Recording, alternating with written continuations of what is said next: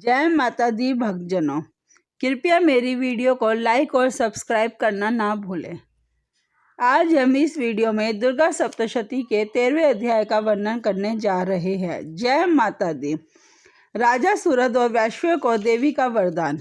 महर्षि मेधा ने कहा, हे राजन, इस प्रकार देवी के उत्तम महात्म्य का वर्णन मैंने तुमको सुनाया।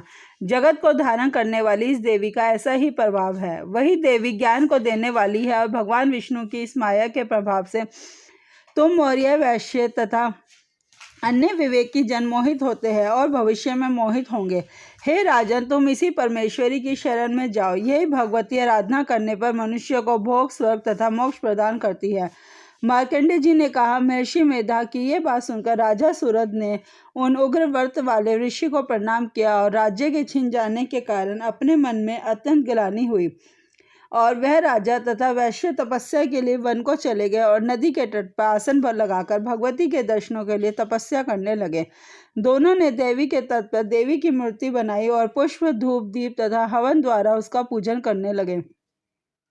पहले उन्होंने आहार को कम कर दिया, फिर बिल्कुल निराहार रहकर भगवती में मन लगाकर एकाग्रता पूर्वक उसकी आराधना करने लगे। वह दोनों अपने शरीर से रक्त से देवी को बलि देते हुए 3 वर्ष तक लगातार भगवती की आराधना करते रहे।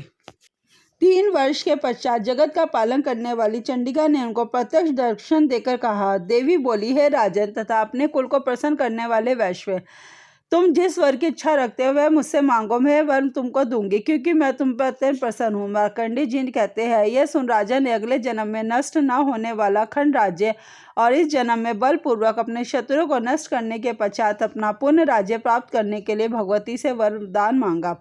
और वैश्य ने भी, जिसका चित्त संसार की ओर से विरक्त हो चुका था, अंत भगवती ने अपनी ममता तथा अहंकार रूप आसक्ति को नष्ट कर देने वाले ज्ञान को देने के लिए कहा। देवी ने कहा, हे राजन, तुम शीघ्र ही अपने शत्रुओं को मारकर पुनः अपना राज्य प्राप्त कर लोगे। तुम्हारा राज्य स्थिर रहने वाला होगा।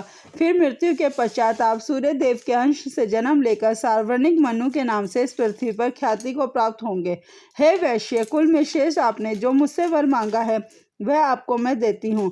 आपको मोक्ष के देने वाले ज्ञान की प्राप्ति होगी। मार्कंडेय जी कहते हैं, इस प्रकार उन दोनों को मनवांछित वर देकर तथा उनसे अपनी स्तुति सुनकर भगवती अर्तदान हो गई। इस प्रकार क्षत्रियों में श्रेष्ठ वह राजा सूरद भगवान सूर्य देव से जन्म लेकर इस पृथ्वी पर सावर्णिक मनु के नाम से विख्यात होंगे। इति दुर्गा सप्तशती 13वां अध्याय समाप्तम। जय माता दी भक्तजनों। अब दुर्गा सप्तशती के सभी अध्यायों का आज समाप्त होता है।